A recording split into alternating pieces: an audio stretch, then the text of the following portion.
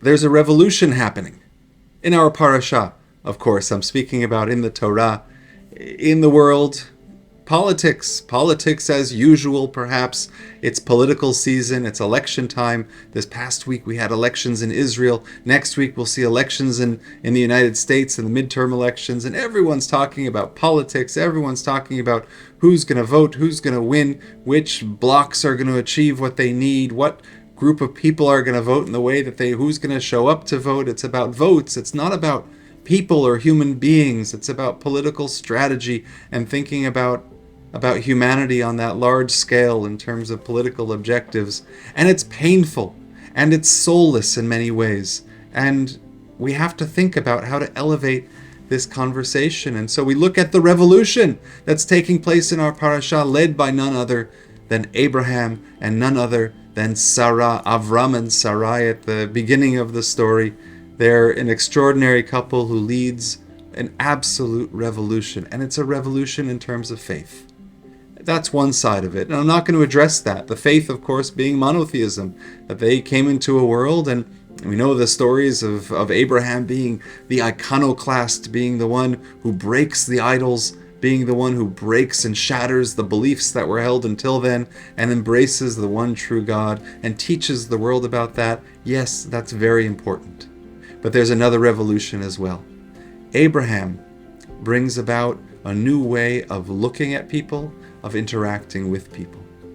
And there's one word that gives us a little bit of a hint, of an insight into Abraham and into his objectives. And we look back to last week's parasha, into last week's Torah portion. We see Noach, and God commands Noach, and God says there's a flood that's going to happen, and it's the end of mankind. It's the end of this attempt at settlement on earth. God says to Noach, Kates kol basar, that an end for all humanity has come before me.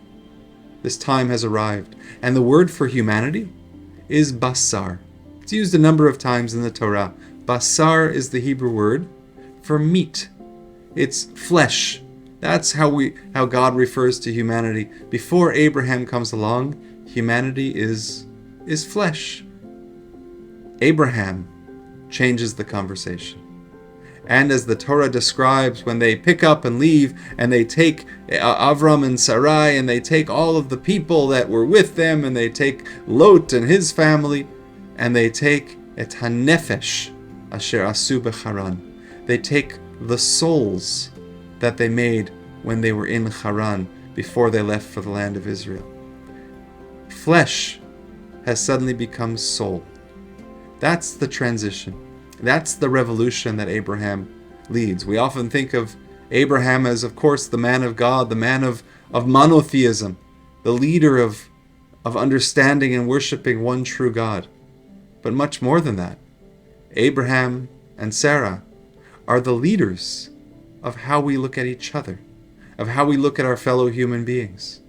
Not as flesh, not as voting blocks, not as means to an end, not as pawns in a political game to achieve whatever gains we want, but rather as souls, as true human beings who have complex needs and emotions and aren't just a yes or a no, or aren't just a conservative or a liberal, and aren't just a Republican or a Democrat, and aren't just any one of the many, many parties that are run for Knesset in Israel. It's much more than that. There's a complexity to the human soul. God has created us in such a nuanced way. And the word basar doesn't achieve that. Basar, flesh, is good or bad. It's this or that. But a soul, that's something extraordinarily complex.